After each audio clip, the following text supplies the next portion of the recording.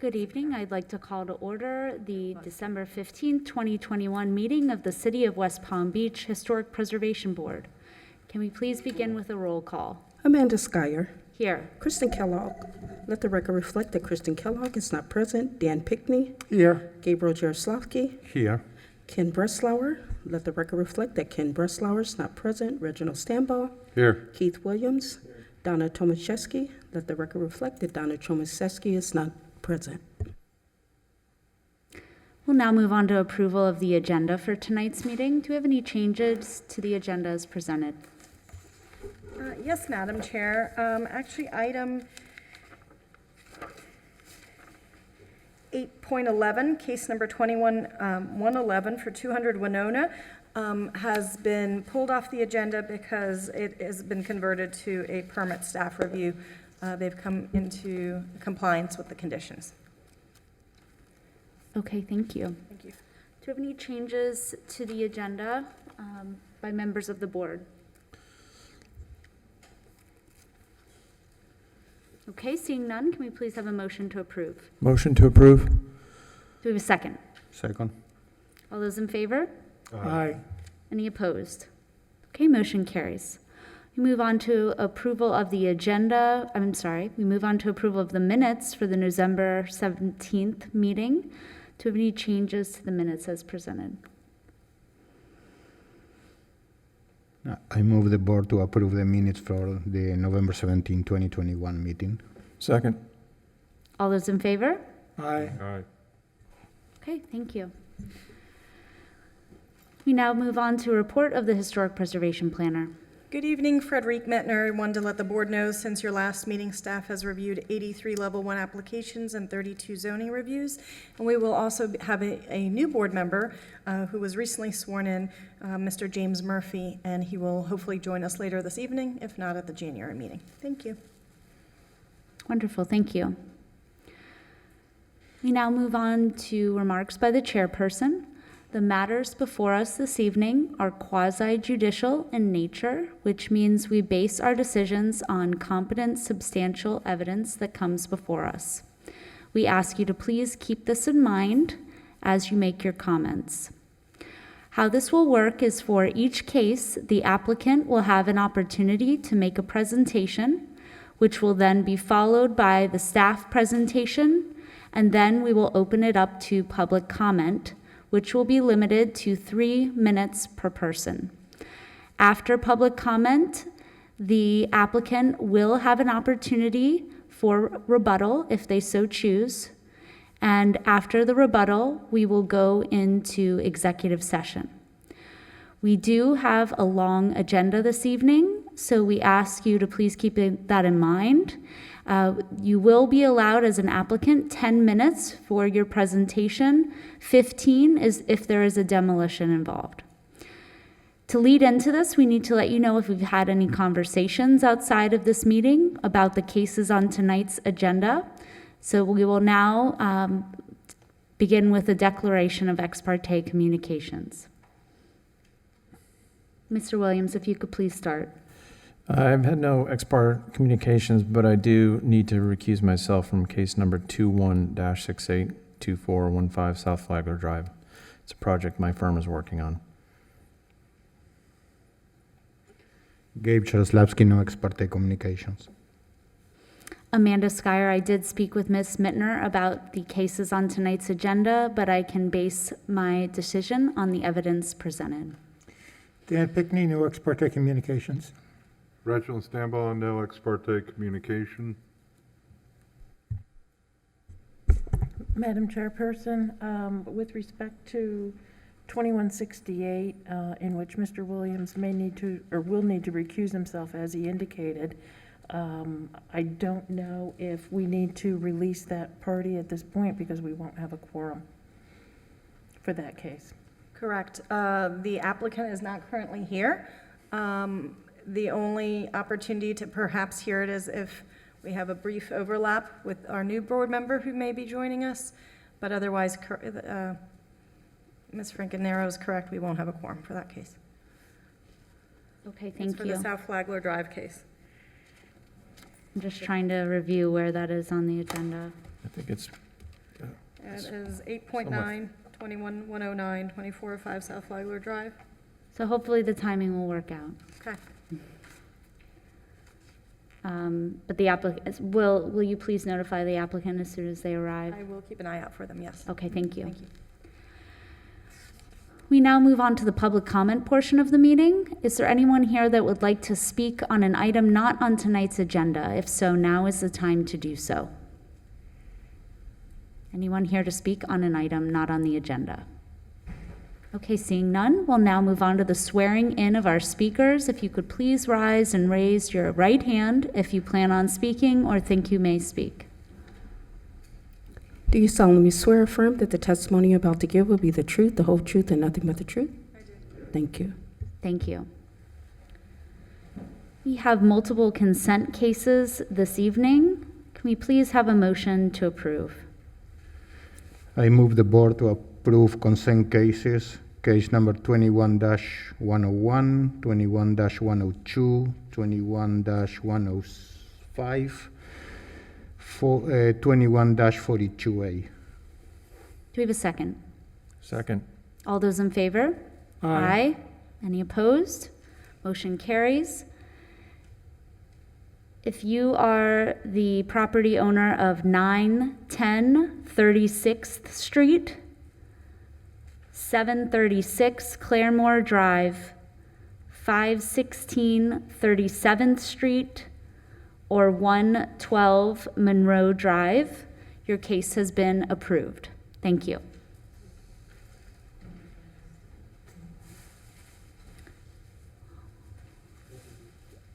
The continued case for this evening under continued cases has been continued again to the January meeting. For those of you listening at home, that's case number 21-682415 South Flagler Drive. Once again, has been continued to January 25th. Our first case under new business is case number 21-864008 Greenwood Drive.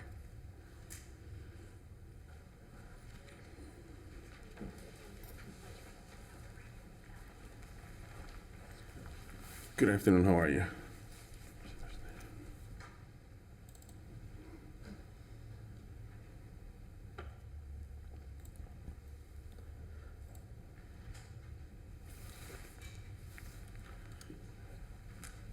At the 408 and 4010 Greenwood Avenue, we are proposing, this is what it is right now, 2 empty lots. This is the aerial picture of both property. This is gonna be the side plan of the property. We're proposing 2 bathroom, 3 bedroom, exactly how the city is allowing us to build. And this will be the end result to make the city a little bit beautiful. This is gonna be the 4008, and this is gonna be 4010 Greenwood Avenue. Okay, thank you. Thank you. Do we have any questions of the applicant?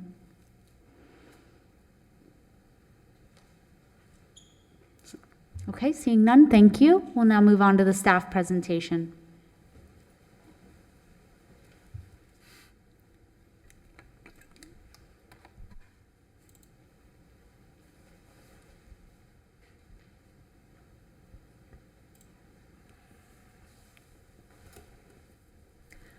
Ann Hamilton, presenting for 4008 and 4010 Greenwood Avenue.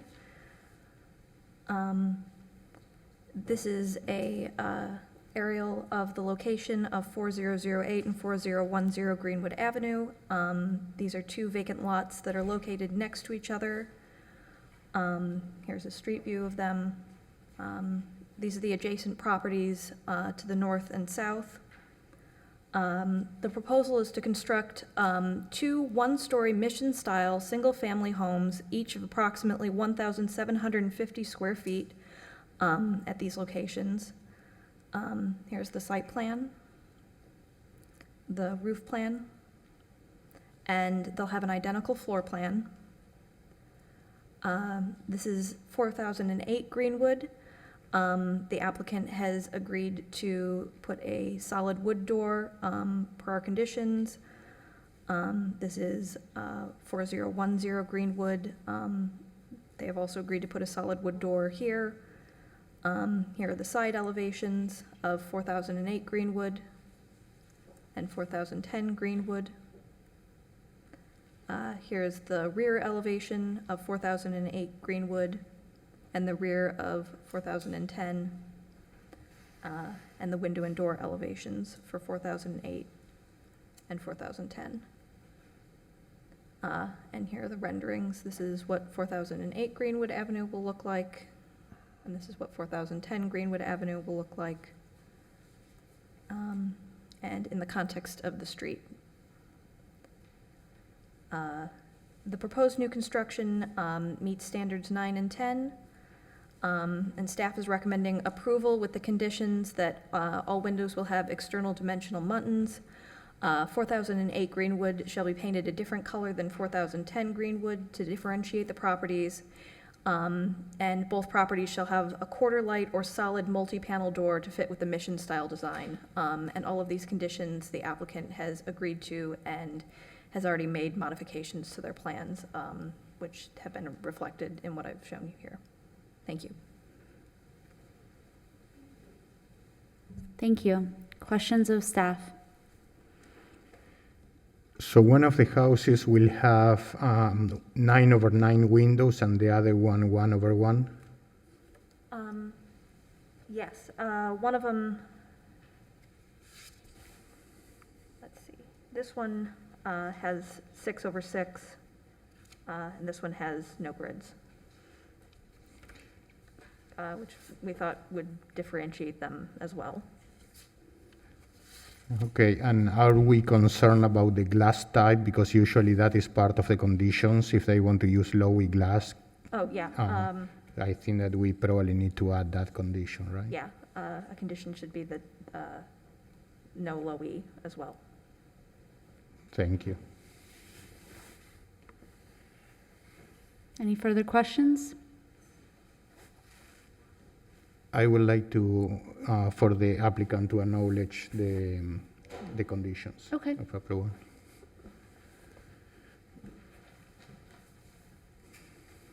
Yes, we'll comply with the conditions. We'll do Okay. the changes. And even if we add the condition that the front-facing windows need to be clear glass, the side windows could be clear Tinted. with Lowy. Okay, thank you. Thank you. Thank you. Do you have any members of the public that would like to comment on this case? Seeing none, we'll go into executive session. No comment. Would someone like to make a motion? Well, two separate motions.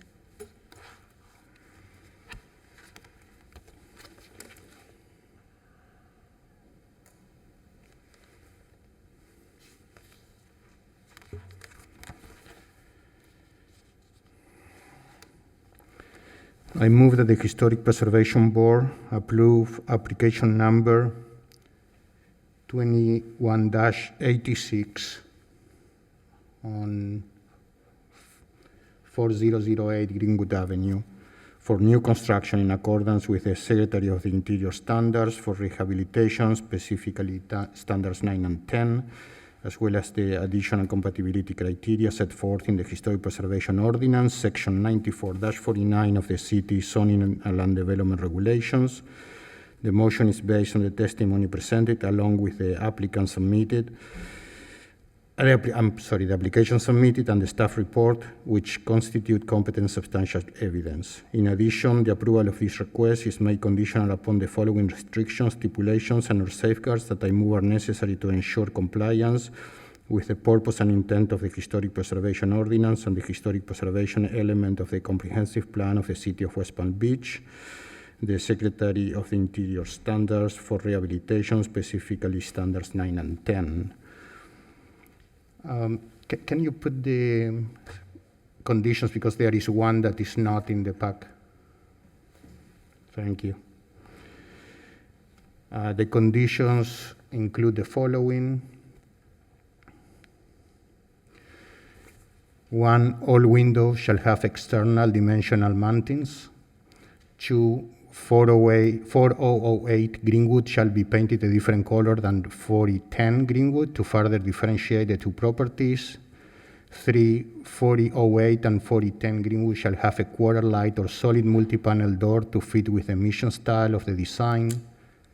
4, front-facing glass shall be clear, and side facades and rear facades could be clear with low E. Do we have a second? Second. All those in favor? Aye. Any opposed? Motion carries.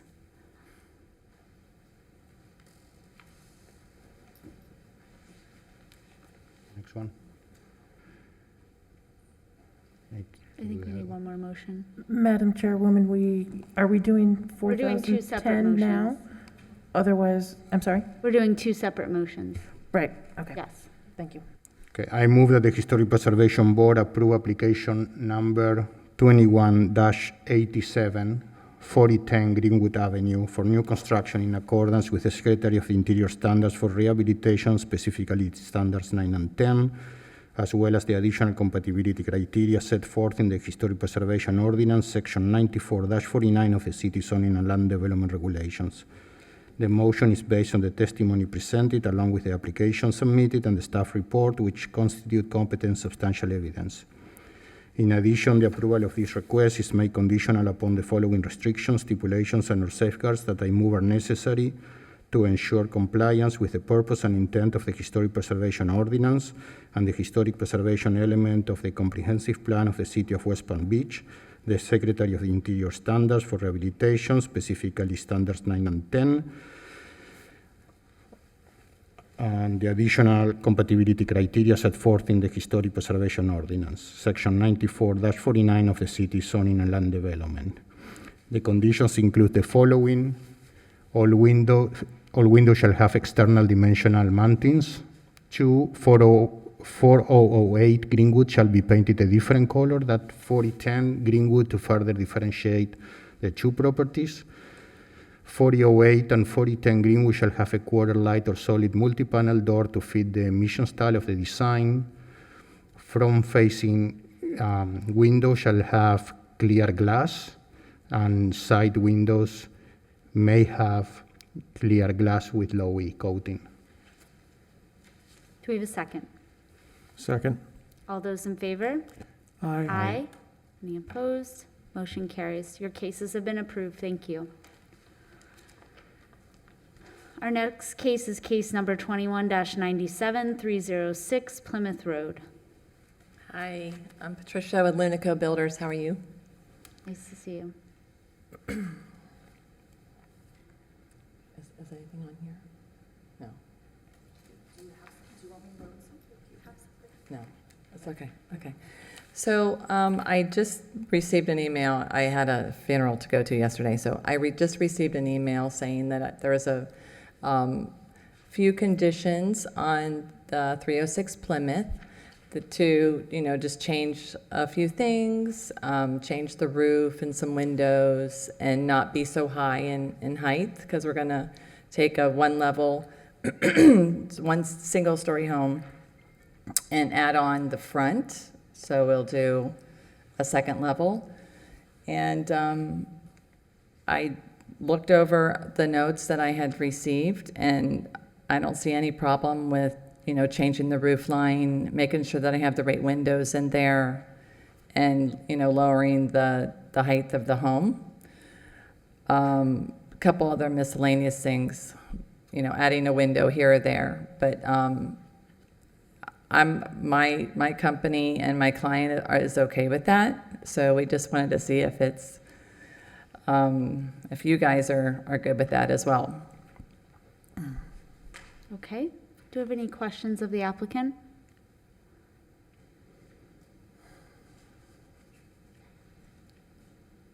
So your client agrees to all four, including the reducing the height of the structure as well? By 12 inches. So we're just going to lower the ceiling heights on the inside, not do, because the client wanted to go a little bit higher in the ceilings. So we're just going to lower them a little bit to be in compliance with that.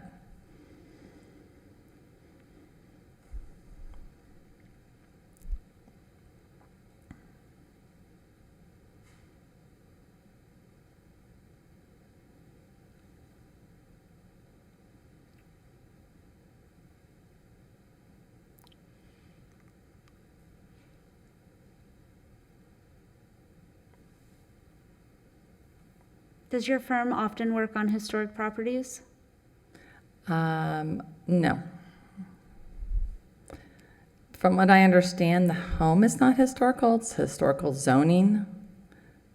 And that's basically why I'm here, is due to the zoning and the square footage. And I met with Frederic earlier, a few months ago.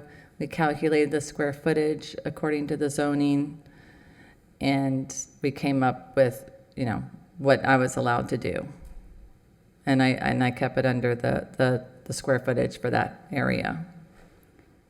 Are you familiar with the new construction and alteration compatibility standards? My partner is, absolutely. Okay. Were those considered in the design? My designer, basically, her and I came up with this design with the client, and because this is what he wanted to do. If there's anything that we may have missed, I don't think that we did, but is there something that you see in particular? Well, typically we want to see that, the property still has some semblance of what it originally was. Right. And right now, there's no setback of the second floor over the existing first floor. Mm-hmm. So it honestly looks like a totally different building. And even though it is non-contributing, we do like to see some representation of what buildings formerly were. Right. And I think I personally have some concerns about how this design relates to the other buildings in the historic district and on the street. Mm-hmm. Have you done a streetscape study where you've compared it to the other nearby properties? I did, and there's a lot of mission-style homes. This house is, born in the 60s, so it's an A-frame home. It's, super, I'd say mid-century modern as well. But if I need to adjust in any way, we're very, very eager. He bought the property in June, and we've just been trying to, get it right for him and start getting going. We did get a demo permit, so we demoed the inside. And then that's where I stopped, just so we could make sure that I'm good to go. So I appreciate you following the procedures. absolutely. That's important. Does anybody else on the board have any thoughts that they would like to share on the design? Well, I think I'd agree with you, Amanda. The house that's there now does have a style, an architectural style, mid-century modern, or some type of mid-century to it. And this alteration has no style or architectural reference. It's just a big pop-up. So, and I guess you're right, the house is non-contributing, but there's some characteristics there that lend itself to the neighborhood, which this does not. So I just have a little concern on that. I think it could be done successfully, but I don't necessarily think this is it. So it's basically an A-frame home right now, and I'm very willing to, I didn't want to, it's so hard to go, it's hard for the A-frame. It's it's a tough style to design. So I don't know what else I could do. And I'm very, like I said, I'm open to any suggestions that you have. Well, the biggest characteristic would be the roof pitch and slope, and then Mm-hmm. it's gone. completely gone. I know. Except in the rear, I guess you'd keep it in the rear. I could keep the pitch in the front and then do the rear, the addition on the backside. We have another property on Putnam that's not in historical zoning or historical home, and we're going to do that on the back. So if you want to keep the A-frame on the front, I could put the addition on the back. Yeah, I guess I'd have to see what that looks like. I totally agree. I think that is going to be more appropriate, I think, to maintaining the characteristics of existing house, right? I don't think it would be a problem. I mean, I can change the plan and just flop it over like I did on the Putnam Ranch property, so. And just keep the exact same pitch that it is right now. Oh, the only problem that I have with that is the previous owner did a couple additions, all permitted, and it's very, it's a steep A-pit, A-line home. So I don't know how I would incorporate that the addition on the east side. It's low. It was an old Florida room. So maybe I could raise the roof there so it's not so low, because it's going to be a bedroom there, and then do the addition on the back.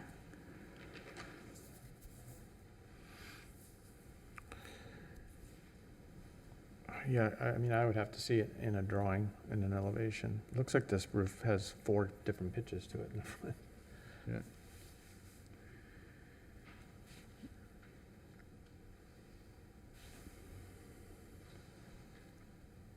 I definitely think you're heading in the right direction in setting back the second floor from the street. Anything you can do to keep the roof line so that you can read when you look at it that it originally was a 1-story building. That will also help it relate to the other buildings on the street, which I believe are primarily 1-story, so that the massing is not so heavy on the street. Okay. And then would you suggest maybe, I can't think of the style now, but if it's an A-frame in the middle and then a flat roof on the front, east and the west side, to, like I'm saying that garage, the carport is on the west side, the carport, and it's very, very low, but the addition on the east side could encumber a bedroom. It's just too low on the where it was. Do you think that maybe it would be possible to redefine the front and just maybe square it up a little bit, or just raise the roof altogether? Gabe, Yeah, I don't know. you're the architect here. Yeah. Well, I don't know how I know. structurally it's going You- to I'm coming to see you. Yeah. I have a lot of ideas, but I don't, unless you want to retain, no, just kidding. You have to draft it up and bring it back, and present it. Yeah, I think that will be helpful also to for us to see the existing elevation and the new elevation side by side. That is something that we always like to see, to Okay. compare existing and proposed. And if I don't go up a second level, I mean, maybe we could just fix it up on the inside and then just sell it, because it's been sitting there for a few months now, and there's a lot of frustration going on. So this is you guys' wheelhouse. So if you don't think I should go up a second level, I'll paint it, put the kitchen back, put the bathrooms back, and put it on the market. Because, this is getting to be, we closed on it in June. So, we're just trying to do the right thing, Well, I don't think we're saying not put a second level. I think we're saying, keep get the your front second facade. level and keep, you know. It keep should have character. like something that relates to the existing Right. house. I mean, I don't think that we are going to be opposed for you to raise the roof or to find some way that we can see in the design a reference to the existing house. You know, that is what we are looking for. And I think that that is probably the main reason of that condition from staff that says roof line shall be modified to have at least one front-facing gable. I believe that that was the intent, to show a reference to the existing house. I don't think that we are going to oppose to a second floor. Okay. So we're okay with the square footage? Yes, square Yes. footage, Okay. supposedly. Zoning. And then I'll just flop it around, and then, do I have to wait another month to come back? I think we do want to see it because it's a pretty substantial change that we're asking for. So yes. Okay. Okay. Thank you. And please, Ms. Mittner is a wonderful resource, so She's she amazing. has overseen many projects where people have added a second story and maybe can provide some suggestions, some examples of mid-century properties that have received a second floor that might be a great starting place for you. Okay. Thank you. Thank you. Happy holidays. Thank you. Would you like to go with your presentation or should we just continue? I think the direction's already there, so. Okay. yeah. Would someone make a motion to continue, please? Yeah, I move the board to continue case 21-97 to the January meeting. Second? All those in favor? Aye. Aye. Any opposed? Motion carries. Our next case is case number 21-98, 550 Northwood Road.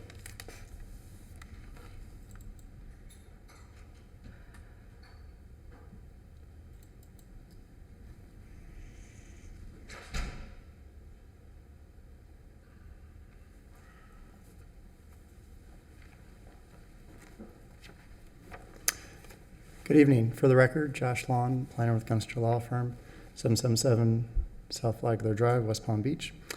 It's my pleasure to be here in front of you tonight for a very exciting project. I'm going to give you a lot more presentation than the project actually entails because I know there's a lot of people that are interested in this project, and I want to provide this board with some information and the residents of the community with a little update on what is going on with, I'm sorry? Excuse me, Madam Chairperson, I apologize. It appears that Mr. Long arrived late and would need to be sworn in. Oh, thank you, yes. Raise your right hand. You solemnly swear or affirm that the testimony you're about to give will be the truth, the whole truth, and nothing but the truth? I do. Thank you. Thank you. So I'll go ahead and start real quickly. As you can see, the aerial here. So the area that's outlined in yellow is essentially known as the anchor site. It's been identified as the anchor site for close to 20 years, part of the Northwood Mixed-Use District's long-term vision. The property is owned by the city. The CRA owns the property. They've acquired the property over the last decade. They've gone through RFQs and RFPs. Our client is going to be the leaseor of the land. The city will continue to own it. We actually have filed some applications with the city, and we're moving forward with that development. So I'm going to give you a summary of that development, and then I'm going to show you the very small portion of the property that actually is on Northwood Road Historic District, which is what we're here for today. So we've filed several applications. The actual site plan application is a DSI. We also have some variances. We'll have to replat the property. We're doing right-of-way abandonments. As you can see in the color-coded, I've tried to color-code everything. And then actual historic preservation, actual certificate of appropriateness, which is what we're here for tonight, for those small portions of the property that are in red. So that is our application in front of you, the areas that are in red. But I do want to provide a summary of the project because it all ties together. There are 3 different buildings. So here's a summary of the entire project. on the 3.31 acres. There'd be 3 different buildings for 336 residential units, 58,445 square feet of ground floor retail, 565 parking spaces, and 10% over what the code is required, and that is to provide extra parking for the merchants, for the patrons of the Northwood businesses, and that was part of the RFP. So building A is the main building. I'll show you in the next slide where those buildings are located. It's 8 stories, 104 feet, 288 units. And then there's a second building, Building B, which is on the south side of Northwood Road, 4 stories, 56 feet in height for the main portion. Then it drops down. It steps down to the Northwood district and is under 44 feet. Then Building C, 4 stories. It fronts 24th Street and Northwood Road at 4 stories on 24th, and then steps down to 44 feet along Northwood Road as well. So here's the site plan. The 3 buildings I mentioned earlier, A, B, and C, they're labeled here with their numbers. As you can see, A is the main building, takes up the majority of the site. It terminates with 24th Street. B is on the south side of Northwood Road, and then C is between 24th and Northwood Road. The project combined is called Northwood Commons. This is a ground floor plan. These were supposed to fly in, but they didn't. So anyway, the red areas, if you can see my cursor, this is all the ground floor retail and ground floor walk-up units. So we've done a great design feature here to actually engage the street, to make sure that we have ground floor retail, we have walk-up units all the way around all of the different buildings. The area in green is what we're calling the public Paseo. This is actually covered. The building goes above it. So as you go down 24th Street, this is a grand 25-foot tall ceiling area. It's a public gathering space, so there'll be ground floor retail and restaurants that front it. It's sheltered from rain and wind. It'd be essentially the heart of the anchor site where people can come and congregate and just enjoy the amenities. The area that you see in pink, these are the portions of the buildings. This is Building B down here, and this is Building C. These are the portions that are in with the Northwood Road Historic District, and which we've submitted a COA application for today. So this is Building A. This is if you're standing on 24th Street. You can see my cursor, right? Mm-hmm. Yes. Okay. So this is that public Paseo that we talked about. 25-foot tall ceilings with landscaping that goes all the way through. Connecting over here, if you can see over here, this is the train station. So we've connected through that. Hopefully someday we'll get a train station stop there, and we can have people get off the train and walk into this building from that area. As you can see, the 25-foot tall ceilings for the retail for the main building go all the way around. Very aesthetically pleasing, inviting environment. These architecture, we have 3 applications current. The architecture, we just met with city staff about a week and a half ago. There's going to be some designs and tweaks to this to break up some of the facade, but I just want to let you know that, these concepts are still a work in progress. They haven't been approved, but this is, one of the first reiterations of the design that we submitted. So the buildings will be, similar in this, but we're going to work with the city to get the ultimate design on what they would like to see. So this is another picture of the Building A. This is if you're standing on Northwood Road, you would be looking northwest. This is Broadway right here. So as you can see, the retail wraps all the way around for all the different street frontages. We've stepped the building back to allow for landscaping and a pleasant walking environment. So this is Building B. This is if you're standing on Northwood Road and you would be looking southeast. So this is Pinewood here, and this is Northwood. And this is the little section of the building. As you can see, the building is 4 stories, and then it steps down to 3, because 3 is the maximum allowed in the Northwood Historic District. So we're stepping down as we get closer to the Northwood Historic District. And this is Building C. This is if you're standing on 24th Street, and here's Northwood Road. I'm sorry, you're standing essentially in the middle of Broadway right now. This is 24th Street over here. You have Northwood Road here, and Broadway would be right here. These areas that you see in pink, these are the areas of the building that are in the Northwood Historic District. As you can see, and what I want to say also is that these are not the first elevations that we submitted. We submitted an initial set, and Frederic worked with us, and we had a meeting with Kobe Karp, who's the architect for this project, and did a redesign to be more compatible with the architecture of Northwood Road. So these are the updated renderings after we met with Frederic to give us some modifications and tweaks to make the architecture more compatible, which she has agreed is compatible with 2 conditions, which we do agree to those conditions. So we're fine with the conditions that Frederic has put in her staff report. And so this is Building C. Northwood Road would be to your right, and Broadway would be to your left. As you can see, this is, we've provided ground floor retail, which would tie in with the retail up and down Northwood Road. So the 3 buildings also have different architectural styles, which is a requirement of the RFP, that a multi-building project would have different architectural styles. And so as for, I believe the condition of approval would be to revise the glazing above this essential line here, and then also to eliminate some of these masonry bump outs, which we're fine with those conditions. So that does conclude my presentation. I'm here for any questions you may have. Questions of the applicant? So I guess it's, like, I like the project, it's a great project. But my question is, it sounds like there's still a lot of design work to be done. So I guess my question is, what are we approving today if things are going to be changing and No, I meant Building A is changing. Okay. B and C have been updated already after we met with Frederic. Building A was the one that we met with staff and we're modifying, but that's not part of your review tonight. Okay. Yep. So to be clear, we are reviewing today buildings B and C, but not A. The portions of B and C in the district, but not A, no. Okay. So you would be coming back, is what you're saying?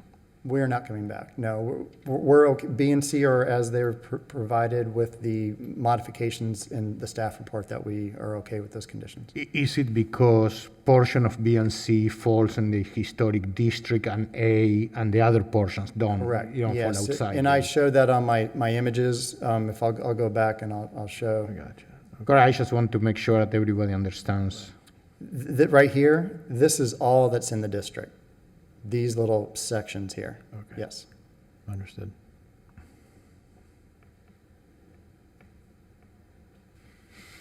How was Kobe Karp selected for this project?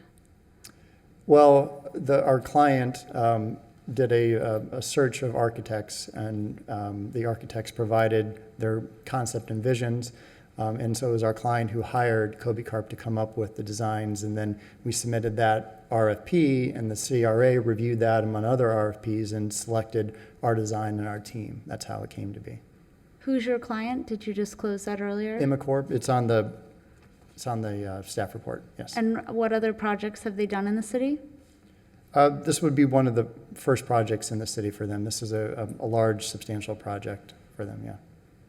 Well, I'm familiar with Kobe Karp's work in Miami Beach, so it's exciting. I think he does interesting buildings and certainly gets a lot of work down there, so it's exciting to see him working here, and I appreciate them hiring, I think, a talented architect. Yes. So I'm glad that you are in agreement with staff's approvals, and I think it's exciting to see this area redeveloped, and that would be amazing if there's eventually a train station here. We That would hope. be great. Fingers crossed. Okay, great. And then what is the timeline for this project? We'd build tomorrow if we could. We are ready to go. We're just working our way through. You saw we have 5 applications filed, so they all just take some time to go through. But the client is wanting to break ground immediately. So, we're hoping that we have to do a resubmittal next week for our DSI application, and we're hoping that goes to Planning Board in February. That's the big site plan for everything. Yeah. Great. Do we have any further questions? Okay, thank you.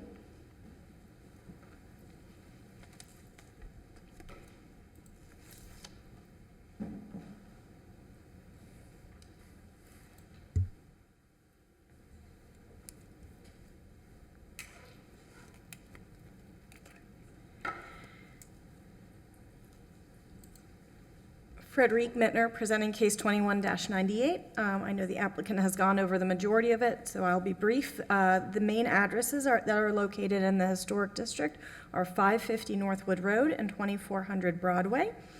This is kind of the larger aerial, as you've seen that this vacant land is what's being proposed for redevelopment, and these two westernmost bookends of Northwood Road are the ones that fall in the historic district, as well as the development that's being proposed.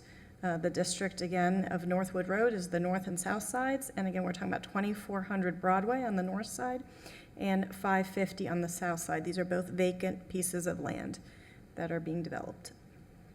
This is kind of the overall site plan with the multiple buildings that was just described to you. Again, it's this small sliver on the south side of Northwood Road and this corner parcel on Broadway and Northwood Road that fall in the district. Currently, as I mentioned, they're vacant. This is the southernmost piece, which currently has some containers on it. You can see kind of the context of the buildings on either side, very low scale, one-story buildings. And then on the northeast corner, also the vacant parcel with the containers with the artwork. Then adjacent to that, immediately to the east, is a parking lot, and then we begin the one-story rhythm of buildings on Northwood Road. So on the south side, again, this element is the piece that is being proposed, and context photos. And to just kind of zoom in, this is the architectural plans that were submitted for that elevation. And then this is zoomed in of that rendering that was just presented to you. As you heard, staff does have a couple conditions, and one of them is this kind of square, both the projecting pieces and here, and also the fenestration pattern, because as you can see, as it relates to the neighboring parcels, it's a much higher transom line, and the fenestration goes much higher than the other fenestration and the other adjacent buildings, and that rhythm has been modified. So we do appreciate having worked with the applicant, who has already stepped it down, already broken it up, but we think it can go a step further with those refinements. And then on the south side, on the north side of the south elevation of the north building, which cuts the corner there, is this building and the surrounding properties, again, adjacent parking lot. And to zoom in on that, this is that elevation on the Northwood Road side. And so we had the same concern that, as you can see, as it relates to, granted a lot over, the fenestration is much higher than the storefronts that are presented in the contributing property to the east, much taller, and we think that can be broken down with lowering the transoms, adding grid patterns, and then again, we didn't feel that these protruding square masonry elements were necessary. It would have a much more traditional appearance without those. So in reviewing just the components that are located within the Northwood Road Historic District, the applicable codes of the new construction compatibility criteria, Secretary Interior Standards 9 and 10, we're recommending to the board approval with the conditions. Actually, there is a third one, but I think Josh and the applicant recognize that all planning and zoning development regulations need to be met. So first, the glazing shall be reduced by filling in the top portion of the storefront, adding a grid pattern to be, again, more of a traditional transom location, and then full glass being acceptable at the storefront below that, and that any projecting masonry squares shall be eliminated within the Northwood Road Historic District.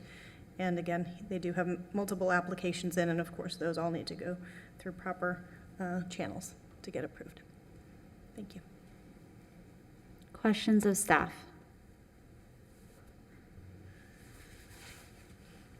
So, Ms. Mittner, the conditions of approval are to address the last sentence of your report that says the proposal is not comparable with the proportions of the structures along Northwood Road. So, we feel this will bring it into alignment. Okay. Yes. Thank you. Recognizing it is a transition piece to the larger development outside the district. Any further questions? Okay, thank you. Do we have any members of the public that wish to comment on this case? did you want to add something? Sure. For the record, Josh Lawn, just the third comment, I'd like to maybe add something on there. It says all planning, zoning, development regulations shall be met or a variance obtained. Because I think we're going to need a variance because we build over an alley. So I think there's going to be a setback variance required. Just to be crystal clear, we'll either meet it or we'll get the proper variance for it. Is that, if Frederick's okay? Okay, thank you. Okay, thank you.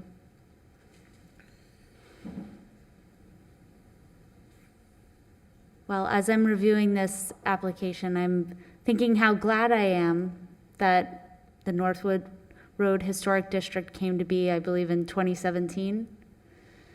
I don't know if any of you were on the board at the time, but it was, I think we just got it in the nick of time. We just got enough votes on the city commission to get it done, and I'm just so grateful that we had the city commission's support for it, because there's going to be a lot of changes in this neighborhood, and to have it be grounded by this commercial historic district, which is only the second in West Palm Beach. Only the 500 block of Clematis Street is designated. So I think it's great that, we're even able to see this application, Absolutely.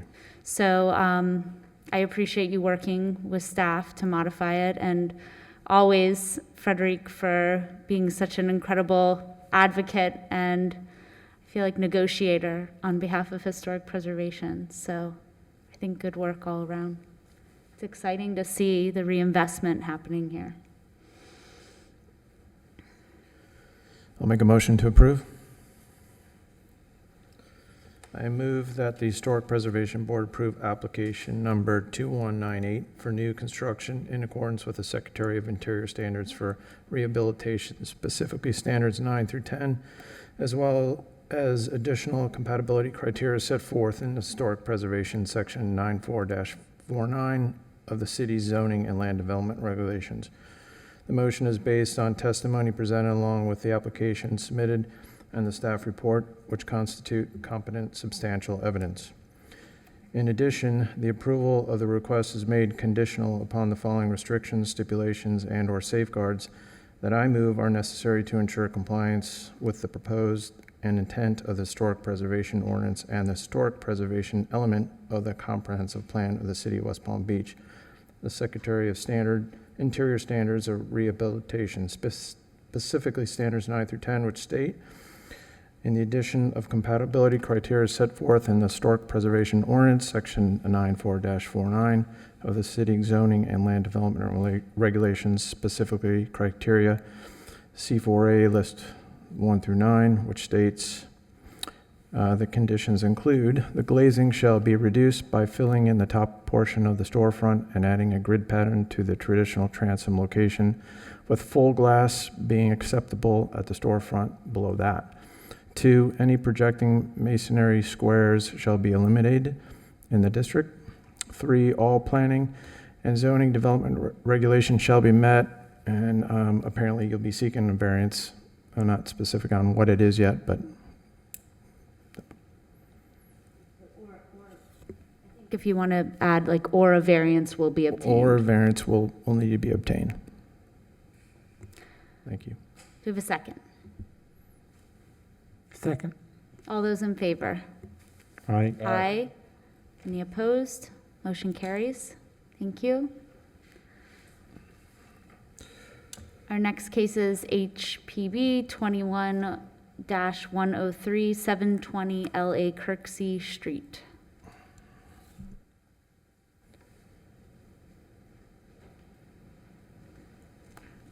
Sir, were you previously sworn in? Please raise your right hand to be sworn in.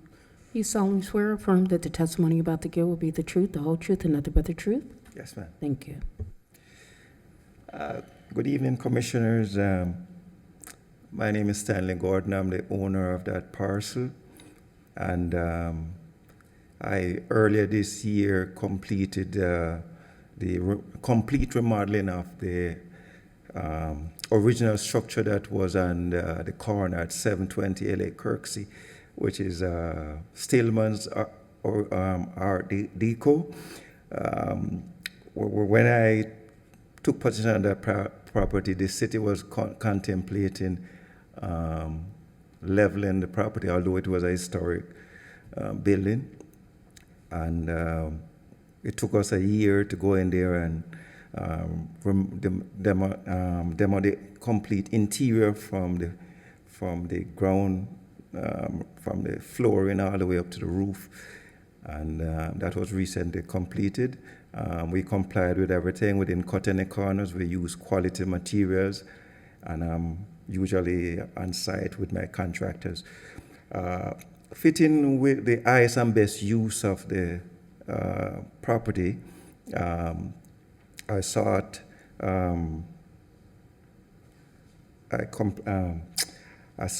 audience with the Historic Preservation Board, and they outlined that subject to certain conditions, I could construct up to 4 units, so I drew up the plans in accordance with what they had outlined, and I presented the plans and the elevations of what we would propose to do.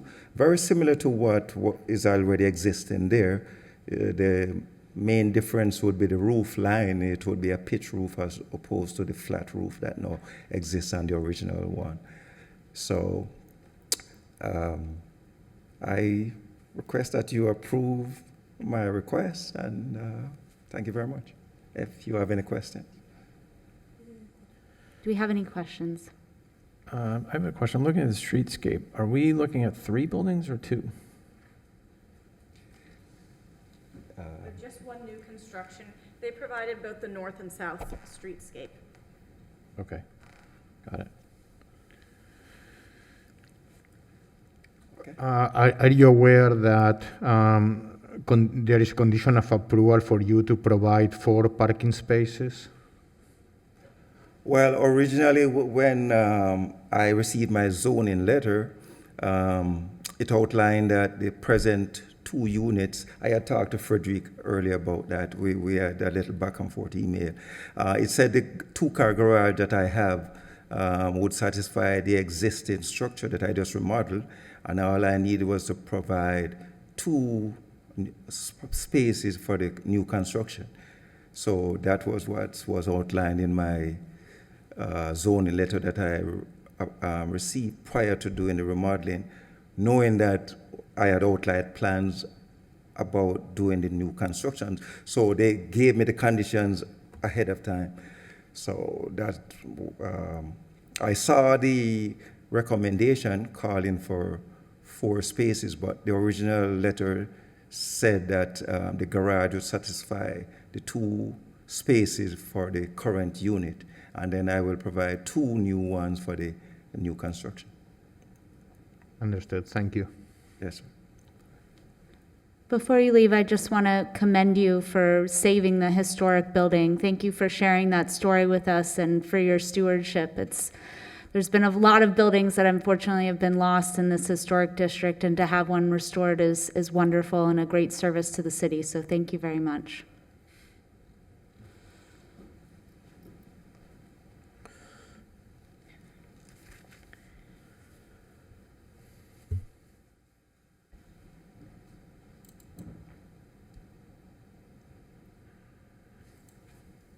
Frederick Mittner presenting case 21-103 for new construction at 720 LA Kirksey. This home will probably get a new address, but currently, because it is located on the same parcel as the existing structure, that's the address we're utilizing.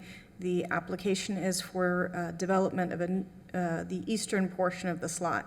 As you can see, it's on the south side of 15th Street, also known as LA Kirksey Street, just catty corner. These are 4 new buildings. 2 of them, they're connected.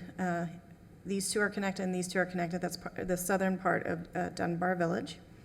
But we're on the south side of the street, and again, this Art Deco home was actually known as Preston Tillman's home, and then Mr. Gordon is going to add an additional structure on the eastern part of the lot. It is in the Coleman Park Professional Office Residential Zoning District, so it's a little unique for what we're looking for, what is allowed there.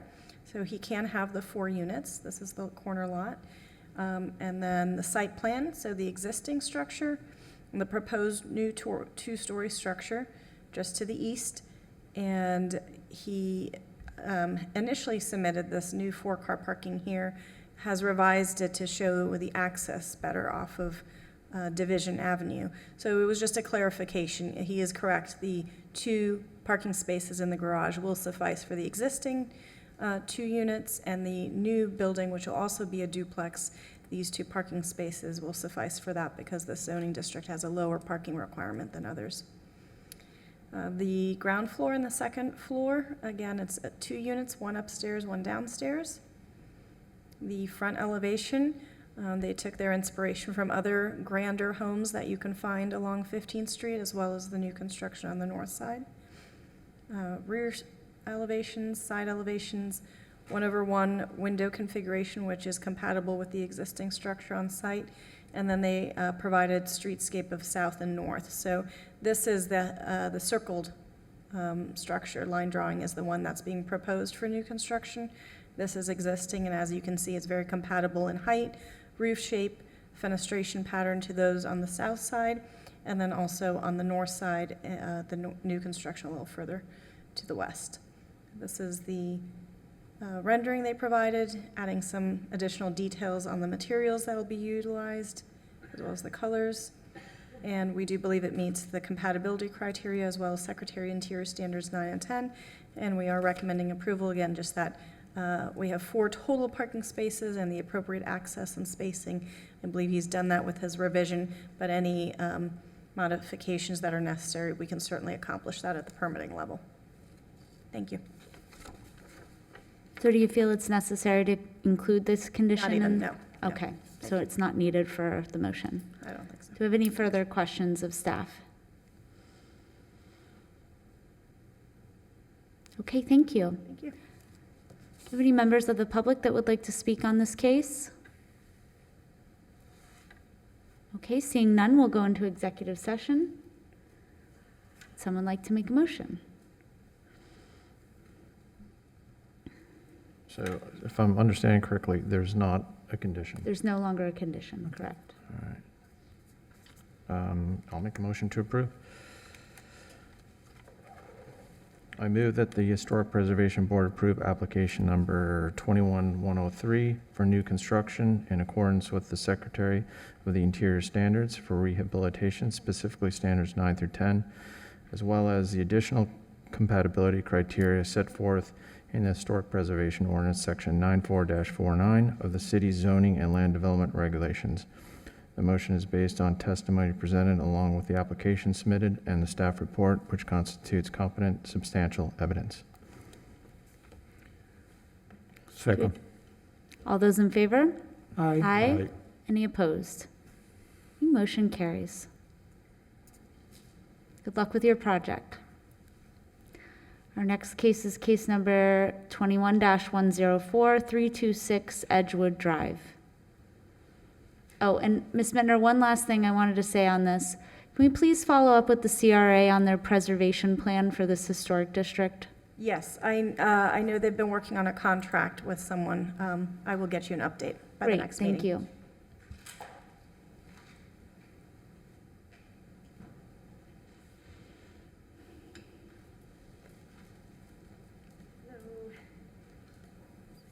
Good evening. Molly Green. I have photographs on here, but I wasn't sure how the setup went, and I don't know if that's something I can email for submission, or if there's a way to, Do you have a flash drive or anything? I don't. Ms. Mittner, any suggestions? If the applicant's okay with passing her Oh, computer yeah, around, absolutely. and it looks very similar to the picture she submitted as the in the application. They're exactly, well, no, So there's the some board- new angles, so, Okay. yeah. So if you're comfortable with Oh, that. absolutely, absolutely. I think I'd feel more comfortable if you just held it up for each of us rather than Yep. passing it Okay, sorry. around. I don't know, okay, so I probably won't need to then, well, this is our overall, If it's the same as staff's presentation, you do not need to show us that. Any material that's not included, yes, is what you should show us. So what I've done is to take photographs of the I'm sorry, could you just speak into the microphone just while you're speaking, and then when you can walk So around? I've taken photographs of the primary residence so that there's some kind of a connection between what we've done. We had a back secondary casita that was, the windows were jalousies and sort of rotting things out. So during COVID, we put in windows that, we love our historic home. We were trying to mimic some of the structure that existed. There are some windows that I don't think appear, I don't know if you want to speak to that, but there are a lot of these narrow, long windows. We're also trying to keep in a bit of an, because it's a big glass front structure on the secondary property, we wanted to minimize, for environmental reasons, a lot of exposure on that back space. So we chose to put some of the more narrow style windows just on the back of the secondary casita structure that's facing the easement to minimize on some of the sun exposure. So, yeah, for me to make it a little easier. Yeah. If you can see you'll see the picture of the front Could of you the please house. state your name for the record? I'm sorry. Hi, I'm Penelope Irwin. And are you both the property owner, or what No. is? She's a friend of mine who's in design, who kind of Okay. does a lot of this, and this is my first experience with something like this, so I wasn't sure exactly how to present Okay. it, so. May I also just interrupt for 1 second? I just want to make sure, it's hard to track everybody. Yes. Have you both been sworn in? No. Oh, Oh, there we go. I'm glad you're on top of this. Frederick keeps me in line with that. Raise your right hand, please. You solemnly swear or affirm that the testimony you're about to give will be the truth, the whole truth, and nothing but the truth? Thank you. Yeah. So they have a back property, a back structure on their property, which is existing. It's an as-is property. At the back of the back property, which is facing south, they have 2 long, slender windows. Those windows are about 80 inches by 15 inches. The reason that they put these long, slender windows at the back of the property was to, number one, get light in to the property, but 2 is to mimic the style and the size of the windows that are on the front of the primary residence. So they were trying to keep within the historic feel and vibe of this area, because that's their love, is living in this historic area. So they didn't want to put, obviously, big windows because that would ruin the look. Now, on the side of the house is also some long, narrow windows, and they have the Bahama shades. Bermuda shades, shutters. excuse me, the shutters over it. So the idea was putting these long, narrow windows on the back of this casita, which would mimic the front of the house to keep in line historically. And then once those shutters were up, once those windows were up, they were going to put the shutters, which would keep in line with the primary residence. So and then that's where things, I think, got turned around a little bit. Yeah, and Does that make sense? And you might want to see the photos, because you'll see the front of the house has these big arched windows, but there's a mullion, there's a dividing line that creates this long linear, and then this big window at the front of the house. They have 3 of them. So should I bring this around? Is that? Yes, and I have one question before you do. So, seeing that this work has been done, I'm assuming that it was not permitted. Is that correct? It's permitted, it just didn't get put through you guys. Apparently, we just messed up all around. We were during COVID, the things were leaking, we had some stuff storing back there, and we were just at our wit's end, and so I think we started this process without really understanding what we were up for, and we didn't go about it, I think, in the proper channels. And we're just trying our best at this point to make it make it right. We want to get, you know, what we need approved from you guys. The architect, my understanding, has submitted everything, and we are okay up until the approval for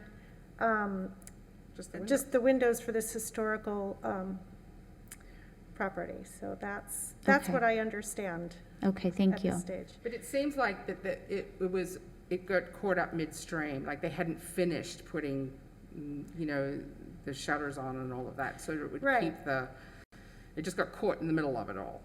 Does that make sense? But maybe if you see the photos, you'll be able to see. Okay, thank Yeah. you. Thank you. Yes, if Okay. you'd like to walk around with the photos. So, whoever needs to see it, do you need to see them? Okay, so these are images from the front of the house with these long windows. So these are existing windows along the side. These here, the small little bikini shutters. This is the other side. This is the front of the house. And then these are the new ones that we put in.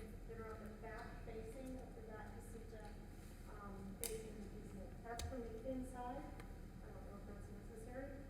That's from the inside. And then I took some photographs of similar, I mean, ours are actually some similar laminated.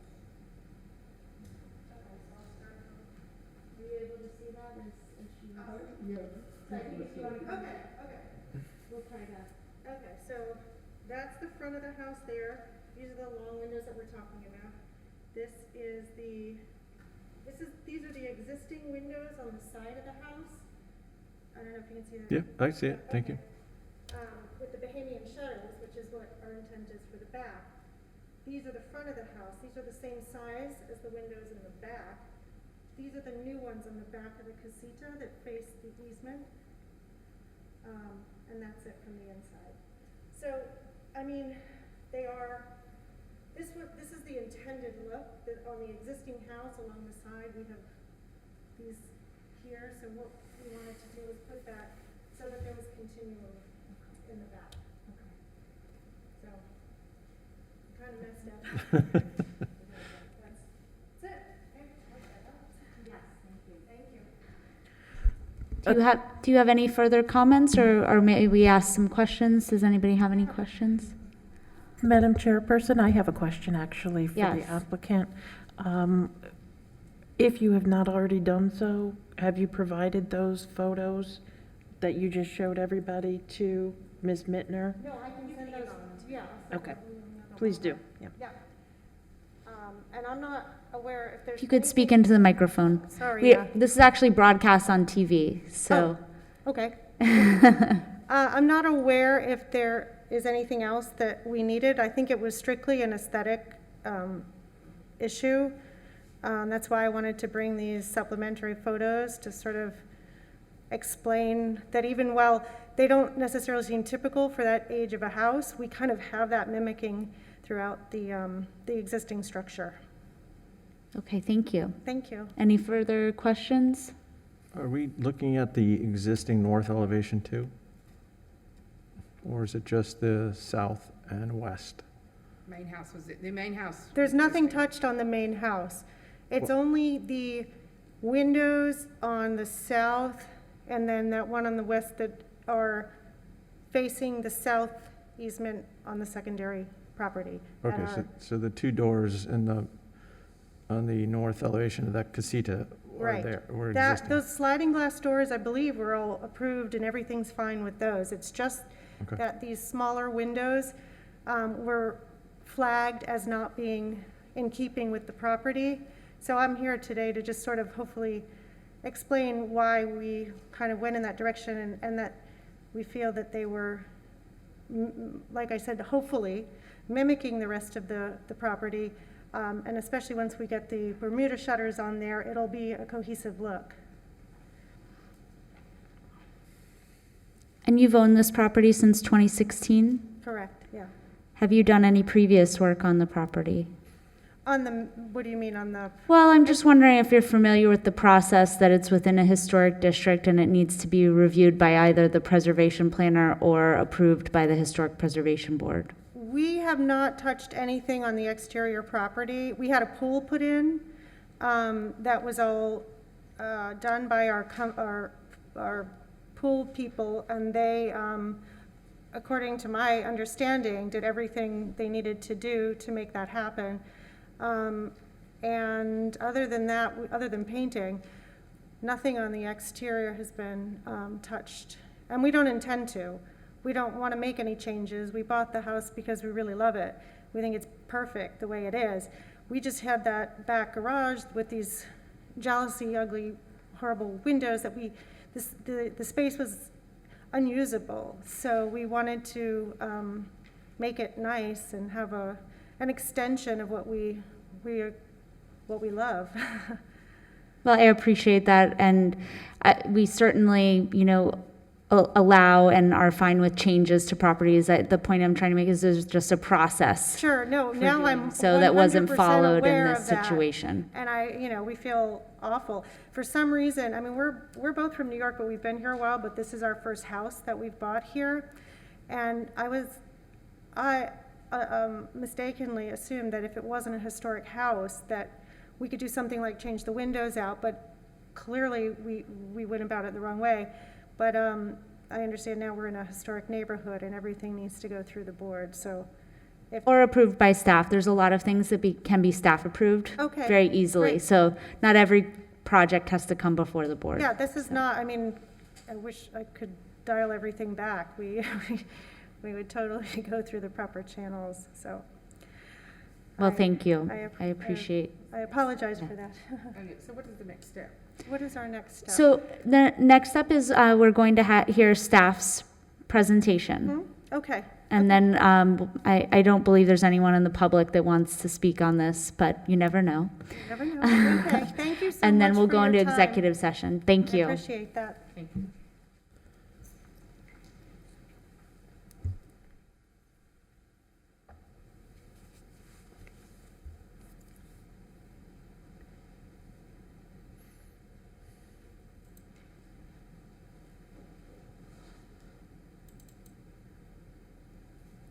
I think my presentation also has an image of the front. Historic Preservation Board, Case 21-104, being presented, Frederic Metner for alterations at 326 Edgewood Drive. This is a contributing property in the Prospect Park / Southland Park Historic District. As you can see, it's on the western edge of the district by South Dixie Highway, and the application is just for modifications to the contributing accessory structure on the south side. So this is the primary structure, as the applicant and owner just showed you images of. It does have an enclosed porch, and then the 1/1 windows on the second floor. And then this is a view looking from the west to the east, and off this easement back here is where that accessory structure is located. So it really is not visible from a public right-of-way. There were no permits obtained either from the building department or historic. The work was done without a permit. When it was submitted, it went through the typical review process electronically for building and historic. And for historic, we did stop it because these windows, the 3 on the south elevation and the 1 on the west elevation, we believe that the horizontality of this is not necessarily compatible with this architectural style. The applicant did provide other photos. This is what has already been installed. And then the applicant did provide images of other horizontally oriented windows. Some are in the district, some are not in the district. Many of them are on a different architectural style than this. So I know Mr. Williams asked about the north elevation. We felt because this was facing the lot internally and the proportions were okay, we actually were amenable to these two larger openings here. It was more the horizontal nature of the others, possibly visible by the neighbor or across the fence line. So these were of concern, but then again, learning that they were already installed, the applicant did file an application to come in front of the Historic Preservation Board. We don't believe it meets Secretary Interior Standard 9 or the compatibility criteria, so we are recommending denial of the horizontal windows that have been installed. Questions of staff? Yeah, I just had a question. You might have said this in your presentation. Was that building original to the house? It is a contributing structure built in the same year, yes, 1925. Thank you. And how was this brought to your attention? I think initially it was, I think there was a code enforcement, it was cited. I think neighbors had called in for work being done without permits. Then the applicant came in, applied for permits for the windows, and then internally in our permitting system, we have different plan reviewers depending on the trades that are necessary, and a historic's one of the stops. What would be an appropriate alternative? I wasn't aware of the shutter suggestion that was mentioned this evening. I think that might be a way to address it. I'd have to take a look at that it doesn't encroach too much into any side setback from a zoning perspective. But I think that, I recognize they're already installed. Perhaps breaking it up a little bit more into smaller panes by applying exterior muntins could help change it a little bit. But I think the shutters might solve it as well. Which is the example in the picture to the right, the top left corner, basically. Yeah. So I believe what you're saying is that if we wanted to approve this and make a condition that those would be added, that could be a alternative path forward to staff's recommendation? Yes.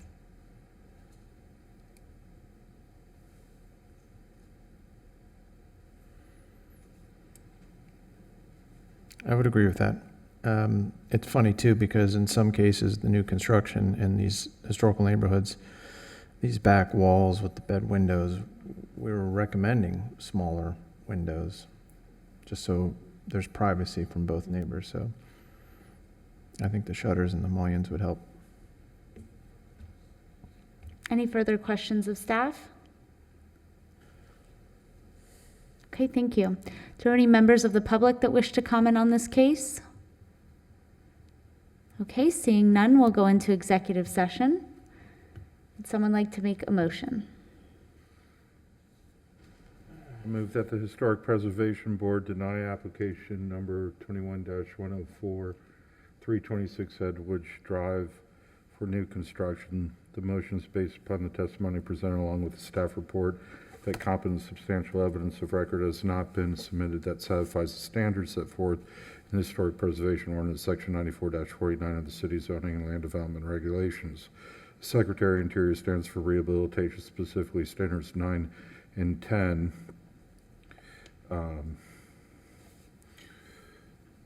Which state for 9 new additions, exterior alterations, or related new construction will not destroy historic material features and spatial relationships that characterize the property. The new work will be differentiated from the old and will be compatible with historic materials, feature, size, scale, and proportion, and massing to protect the integrity of the property and its environment. Standard 10 states no addition and adjacent or related new construction will be undertaken in such a manner that if removed in the future, the essential form and integrity of the historic property and its environment would be unimpaired.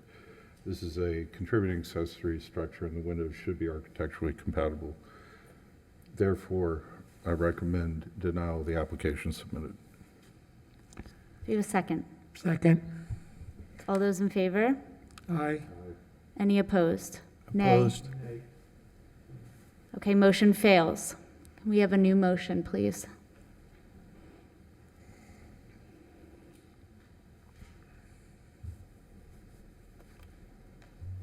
I move that the Historic Preservation Board approve application number 21-104,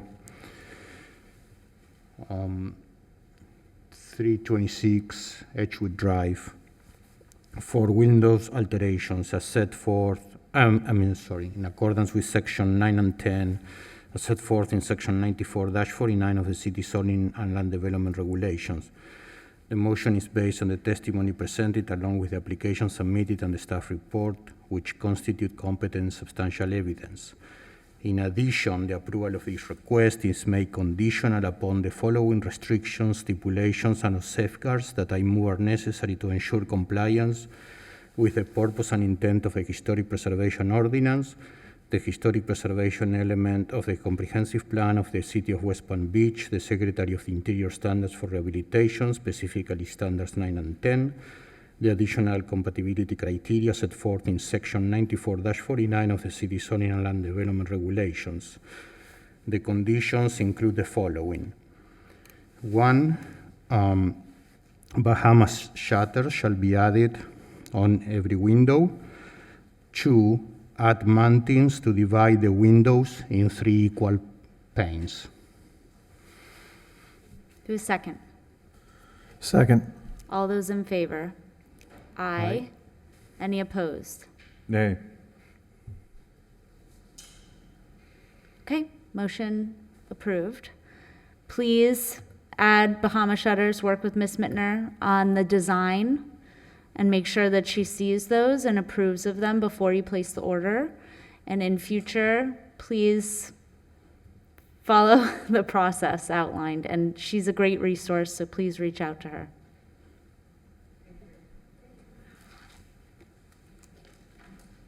Our next case is 21-107, 370 Marlboro Road.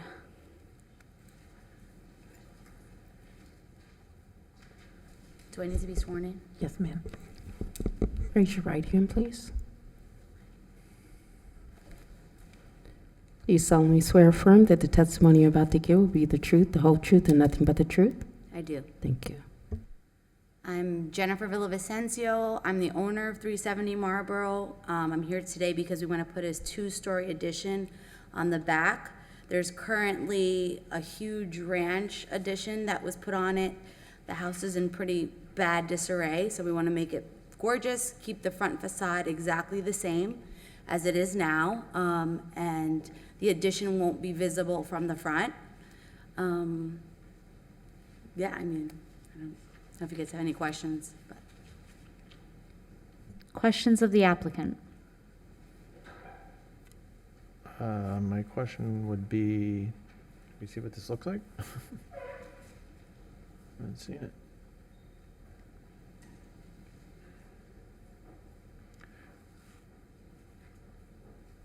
Are you aware of the conditions of approval by staff? Say that again, I'm sorry? The staff report, in order for us to approve this project. Yes, I think there was 2.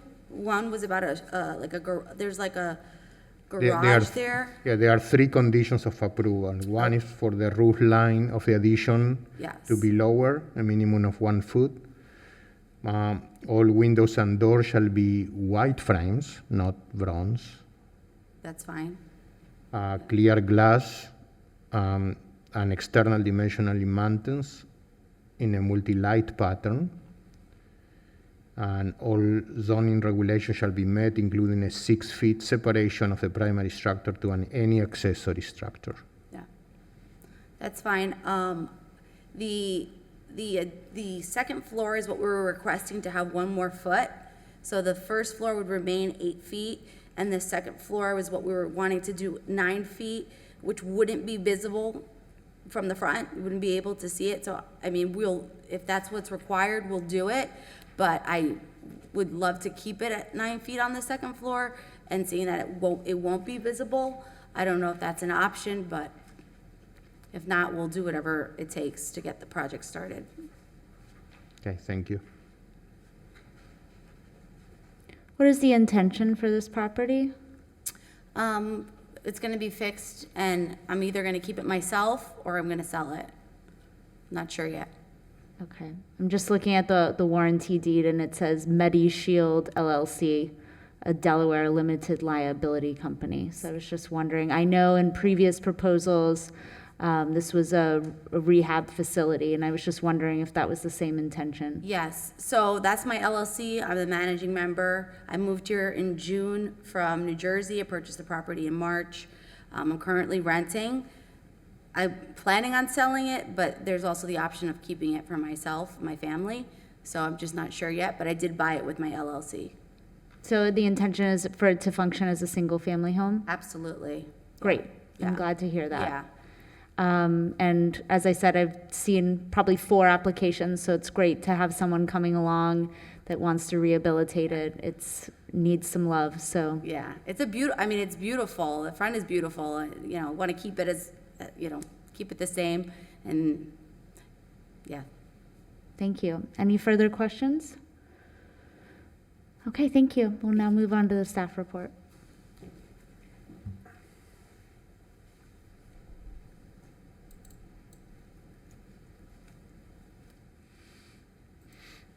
Frederic Mittner presenting case 21-107 for additions and alterations at 370 Marlboro Road. Yes, this property has been in front of you many times, and hopefully this one will come to fruition. It is also a unique zoning designation of a multifamily along South Dixie Highway. It has dual frontage here on Marlboro as well as South Dixie across from the new Casamaro project. And there is a much later addition behind this Dutch colonial. So the application was very detailed in the rehabilitation on the front, including the utilization of wood to replace any wood that needs to be replaced or repaired, but to demolish rear additions and construct a new addition and alterations. So again, it's very dilapidated. It has this rear addition that's not original back here. That would all be removed. And again, the new addition would project behind the existing historic facade of the Dutch colonial. And these are the elevations that were provided. As you can see, is quite massive, and normally it's something we wouldn't support, but given its location on South Dixie Highway, it is entirely behind the existing structure, and it is stepped back, as you can see from the rear elevation from both sides. We feel for this particular location, it's actually acceptable. We are asking that the roof height be lowered by a minimum of 1 foot, so it doesn't tie in right here to that ridge line, but it has a little bit lower, and as you heard, the other conditions of the frame colors for the windows. So with the conditions recommended, we do believe it then meets the compatibility standards and Secretary of Interior standards 9 and 10. So again, the roof line lowered by a minimum of 1 foot, windows and doors, and then zoning regulations shall be met, including a 6-foot separation of any accessory structure on site, because the site plan still needs to be developed a little bit towards the South Dixie side. Thank you. Questions of staff?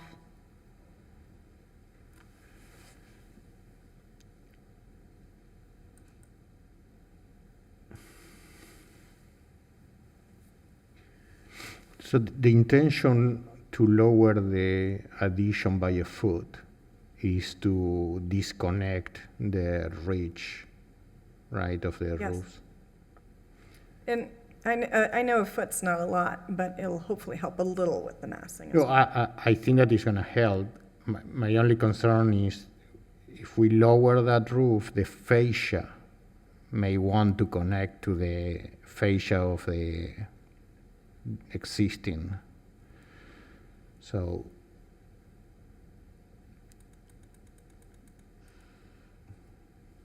but I guess that is a Yeah, I see what lesser you're issue saying. probably.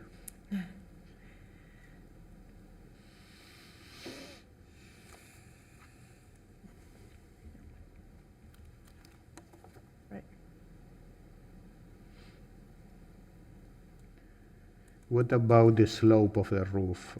Apparently, per this drawing, the existing house has a 7 on 12, Right. and the new a 3 on 12 proposed. I was reading it as a 5 and 12 for the new. Is it? It doesn't. Maybe it's 5. But perhaps that slope could be lowered, however, Correct. So if we change it to, we lower the foot and we change the slope to 4 on 12. that would be a good way to accomplish it as well.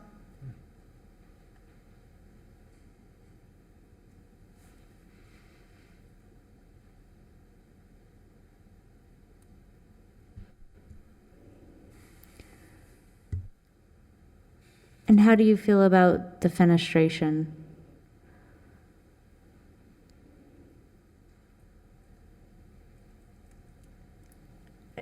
it has a divided light pattern. However, it's certainly, a little flatter than the existing home, but it is completely not visible. Maybe some shutters? Perhaps. And the shutters on the addition? Yep, applicant is amenable to Might that. help it relate. I mean, it's a quite a departure. I'm assuming it's stucco, Yes. change in building material. At least I think the shutters might help it. And are the window opening sizes based on the main structure at all? Just the It's like- rear ones have similar proportions. Yeah.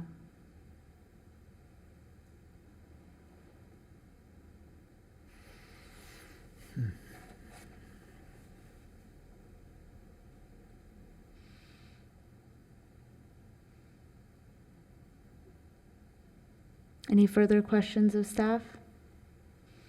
No. Okay, thank you. Do you have any members of the public that would like to comment on this case? Okay, seeing none, we'll go into executive session. Do you like that idea of adding shutters? Yeah? Would that be helpful? I think it will help. Yes, fine. Maybe in the main volume of the addition, and maybe not on the back side. Mm-hmm.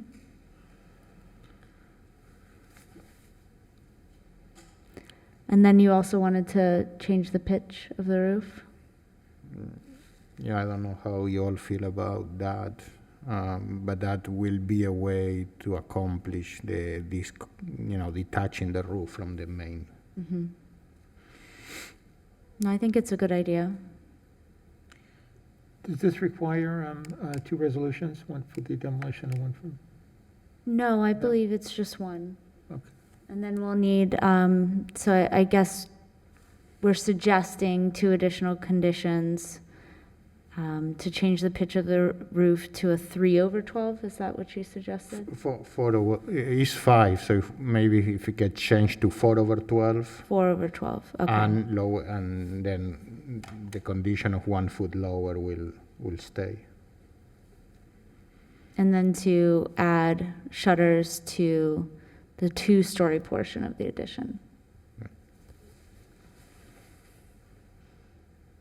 Okay, would someone like to make that motion?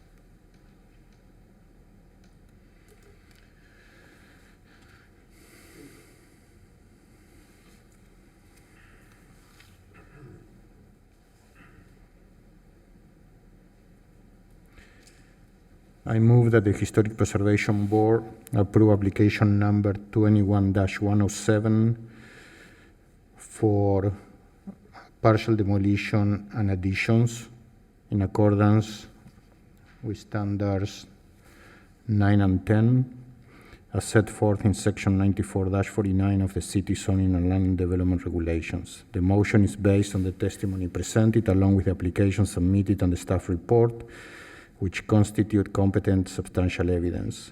In addition, the approval of this request is made conditional upon the following restrictions, stipulations, and/or safeguards that I move are necessary to ensure compliance with the purpose and intent of the Historic Preservation Ordinance, the Historic Preservation element of the Comprehensive Plan of the City of West Palm Beach, the Secretary of the Interior Standard for Rehabilitation, specifically standards 9 and 10, the additional compatibility criteria set forth in section 94-49 of the City Zoning and Land Development Regulations.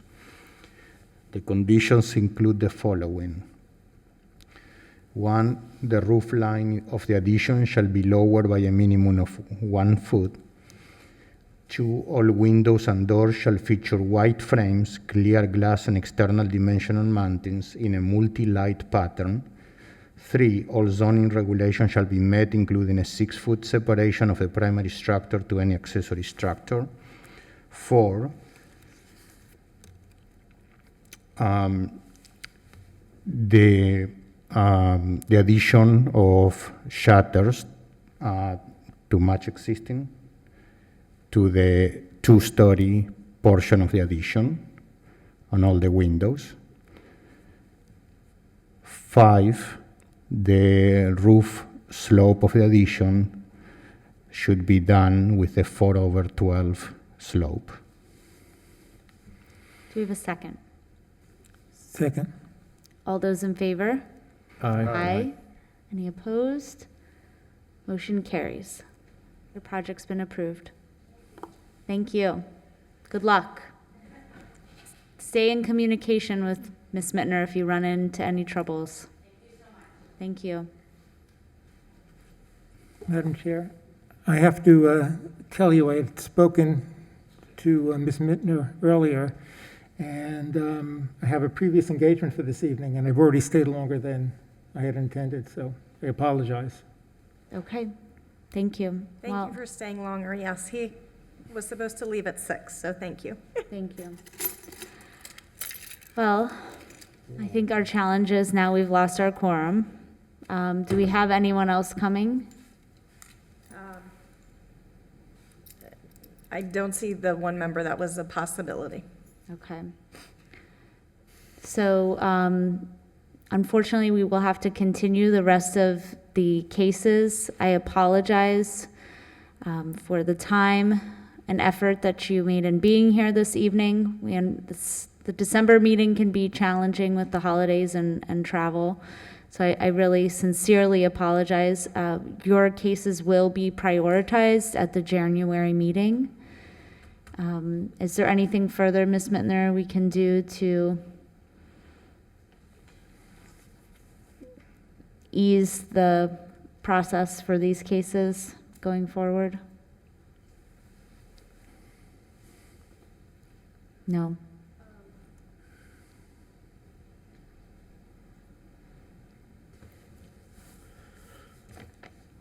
I'm not aware of any other way that we could proceed under the circumstances.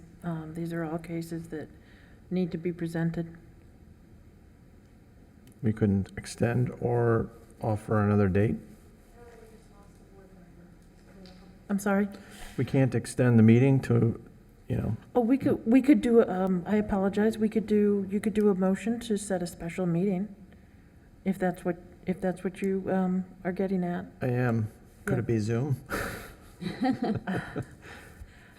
I would have to research that. I don't know that off the top of my head. Would we need to advertise that, Ms. Mittner, or? I think I believe unless they said it, I don't know. I'd have to look real quick unless they said it tonight and that the announcement was made. I think you might have to. If we lost our quorum, can we do anything right now? No. Oh, you can't even vote on that. Can't even, we couldn't even continue the meeting till tomorrow night if we wanted to. I don't think that would be reasonable notice anyway. Well, you just don't adjourn the meeting, right?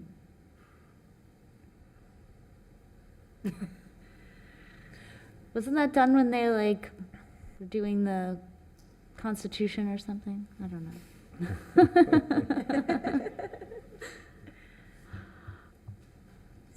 I mean, I don't think that we have any other option but to adjourn for tonight. And what we could do is we could have a motion in January, in our January meeting, to have a special meeting, a second meeting in January. But by then, the time will have passed. I mean, they'll all be on the first items on that January meeting. I think the goal was to have them heard prior to January 25th, is my understanding. Yeah.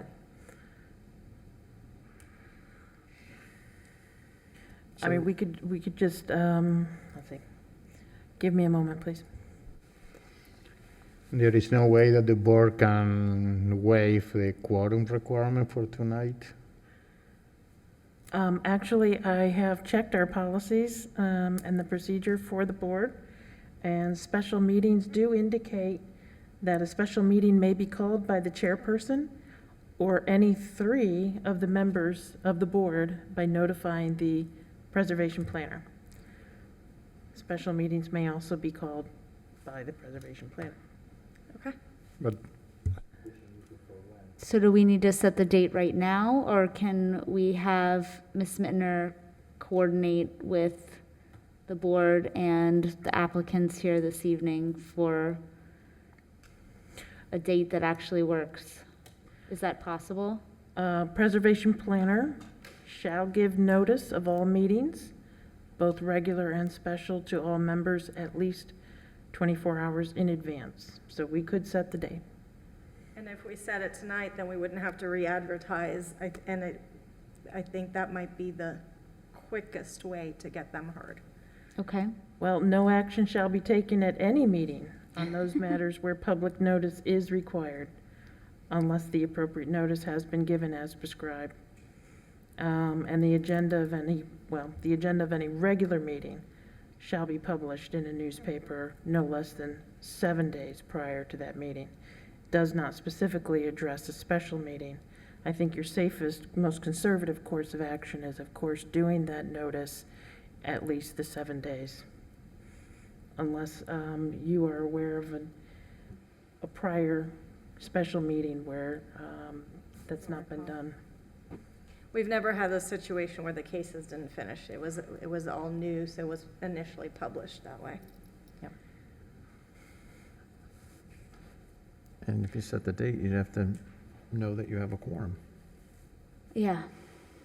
Yeah, my hope was that maybe we could have resigned the meeting and reconvened tomorrow, so that it's just a continuation of the meeting and just to announce to the attending public, because it's already been noticed. But I don't think that we're able to do that without a quorum, so I have to reset a whole new meeting, a special meeting. I don't know if next Wednesday's enough time to publish or not, but something like that sooner before. No, the Palm Beach Post won't. We can't put an ad in. So it would just then be continuing on to the next regularly set meeting in January. It is January 25th. Any of these cases you'd reconsider for consent? Yes, but I think that still leaves the applicants waiting for consent. We can't even put everyone back on the consent agenda. We don't have a quorum. Just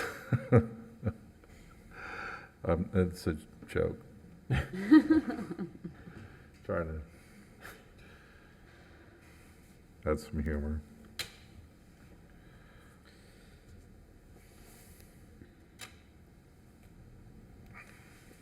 I think the choices are a special meeting or January 25th. And a special meeting wouldn't happen till probably the first or second week of January. Because of advertising deadlines on the 7th and holidays and all that. I've got a question. Do we have to go in front of the board for light patterns? We're not building like an addition or anything. I understand, yeah, but because it doesn't match what's existing and it's a change.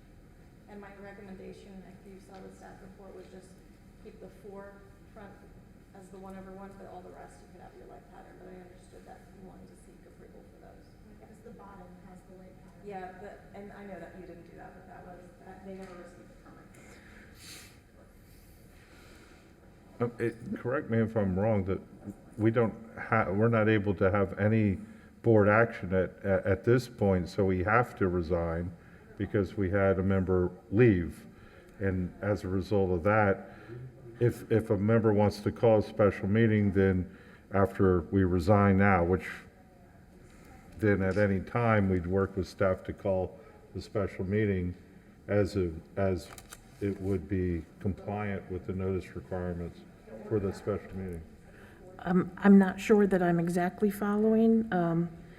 Again, and let me work through it with you. Special meetings may be called by the chairperson or any 3 of the members of the board. Okay. So we certainly have that right now. Okay, so we could call for a special meeting now. Yes. I believe you could. Yeah. Sir? Is the intent of the notification in the paper so that people are aware of the time of the meeting or of the agenda of the meeting? Both. Yep. Yeah. Time, place, and matter. For what it's worth, for your case, we wouldn't have had a quorum either way. I know. So you were out of luck. Sorry. I believe we just resolved this case. Oh, great. At least from a timing standpoint. So we still have a variance situation, and we have the addition. So we have really just kind of two. I think we're okay on timing on your case, not too stressful, I think, is my understanding. I'll explain it to the applicant. And so we just have the gentleman with the side addition. If there was any, are they allowed to give staff feedback on anything? You mean on any of the new, the additional cases that we haven't heard?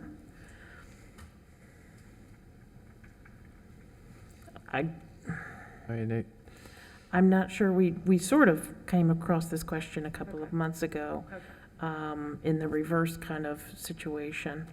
I don't believe so, because the point is because of not having a quorum, if the board is giving feedback now, Sure.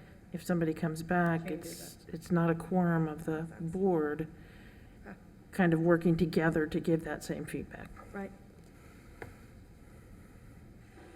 Well- So I think it's just one case really that is Yeah. being impacted. Which I don't know if it's worth it to call a special meeting. I don't know. I of course, everyone's time is worth a lot, and I apologize for this. But I think it would be difficult to coordinate everyone's schedules.